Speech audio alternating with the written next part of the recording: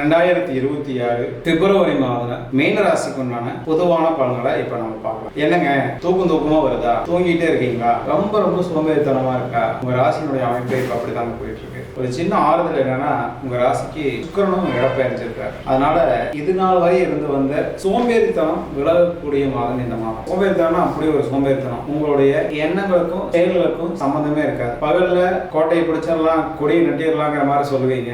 ஆனா early morning எந்திரிக்க சொன்னா உங்களுக்கு அவ்வளவு சோம்பேறித்தனம். இங்க ராசி அப்படிங்கிற அமைப்பே சனி பகவான் ஆட்கொள்ளும் போது அவர் அந்த மனசு தாங்க பாதிக்கிறாரு. ஏன்னா எண்ணங்கள் செயல்கள் மூலியமா தானே உங்களுடைய வாழ்நாள் அமைப்பு செயல்படுத்தக்கூடிய தன்மைகள்லாம் நடக்குது. அதுக்கு எல்லாமே இப்ப தடை தாமதம் அப்படிங்கிற அமைப்புங்க. படிப்பு பாதியிலேயே விட்டுலாங்கிற கண்டிஷன்ல இருப்பீங்க. எதுக்குடா படிக்கிறோம் அப்படிங்கிற மாதிரியே இருப்பீங்க. அதே மாதிரி வேலை வாய்ப்பா கண்டிப்பா மேலதிகாரியுடைய தொந்தரவுகள் இருக்கும். வேலைக்கே போக முடியாத சூழ்நிலையா இருக்கும். வேலைக்கு போனாலும் சம்பளம் கரெக்டா வராது. சம்பளம் வந்தாலும் அதைய கரெக்டான முறையில செலவு பண்ண மாட்டீங்க.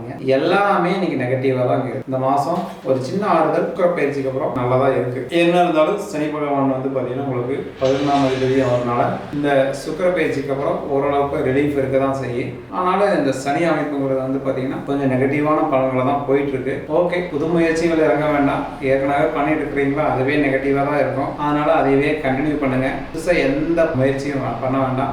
அதே மாதிரி பாத்தீங்கன்னா வேலை மாற்றம் அப்படிங்கிறது வேண்டாம். இந்த மாசம் வேலை மாற்றம் அப்படிங்கறதெல்லாம் நினைக்கவே வேண்டாம். இருக்கிற வேலைக்கு போங்க. இருக்கிற வேலைக்கு போனாவே உங்களுக்கு ஓரளவுக்கு பொருளாதார நெருக்கடிகள் தப்பிச்சுக்கூடிய மாதம் தான் இந்த மாதம்.